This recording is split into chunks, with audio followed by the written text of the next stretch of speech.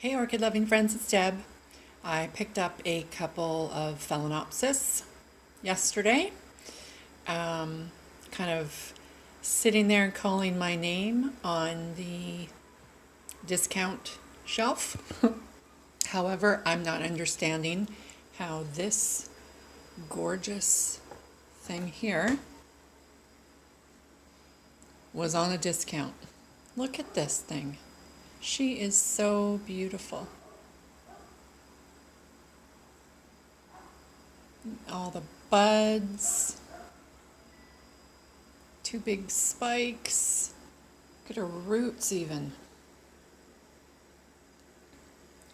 They look really good.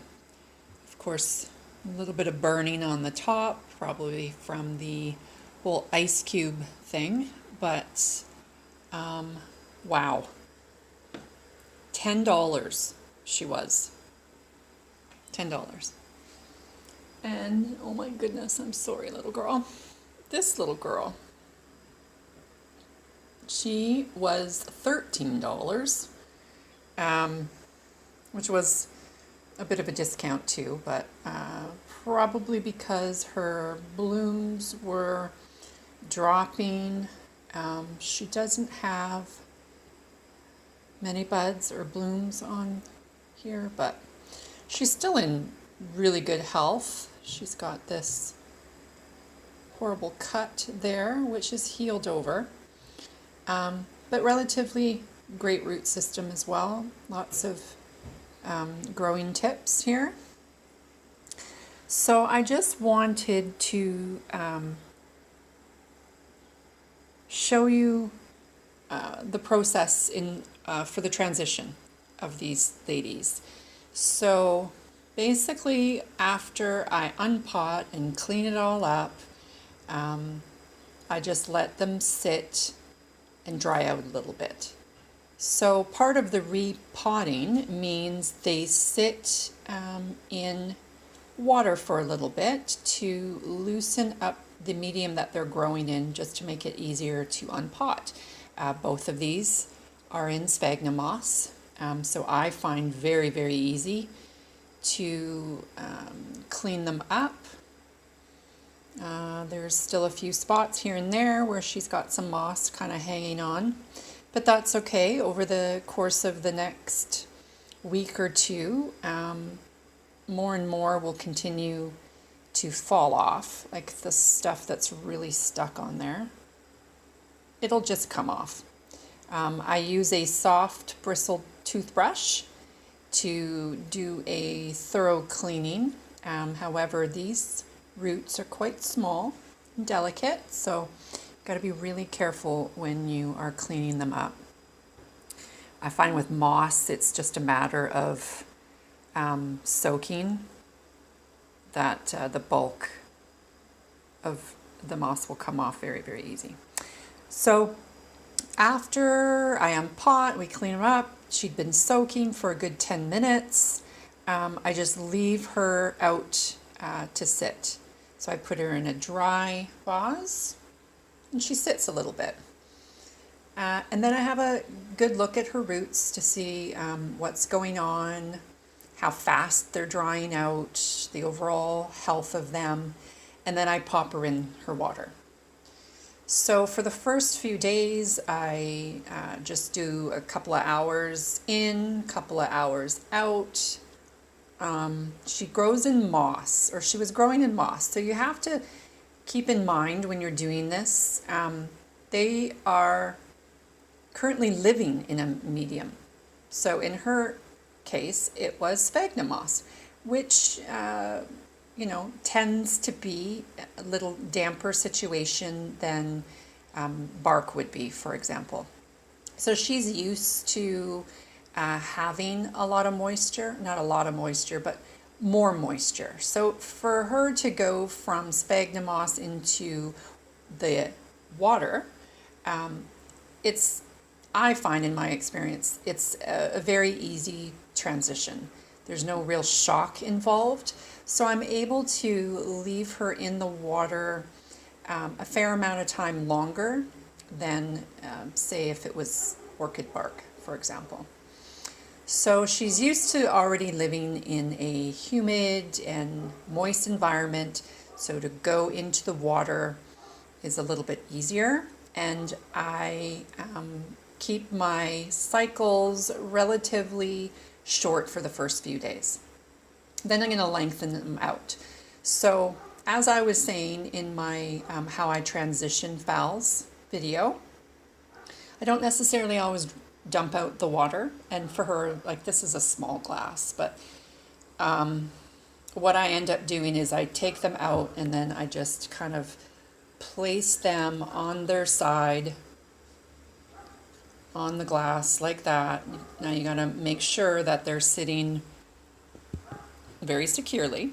And then I wait for the roots to dry out again, and really pay attention. Now, I don't want her to get stressed and drop all of her blooms, so I don't let her go more than, right now, I'm not letting her go more than 4 hours to be out of the water during the day.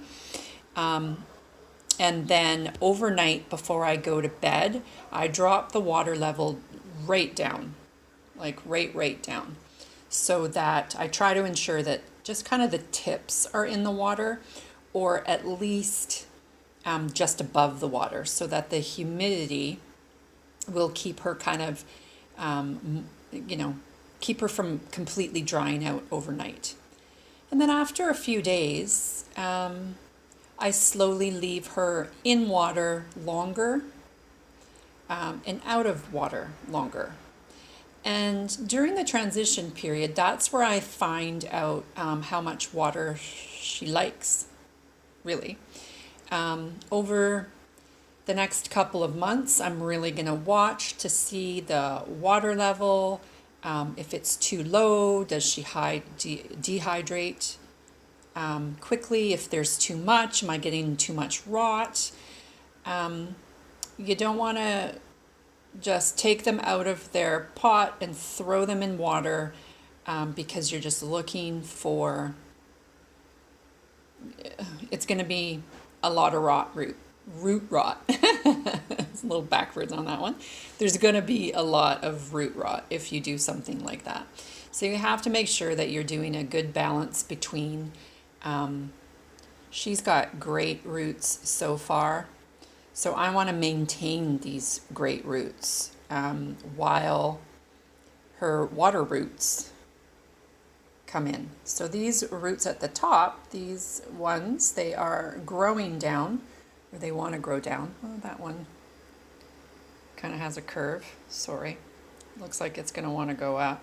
But I'm going to keep it from going up. I want that to go down and get into the water. So those ones they've never been in anything else, so they've never grown in any other media, so they will adjust to water straight off the bat with no issue.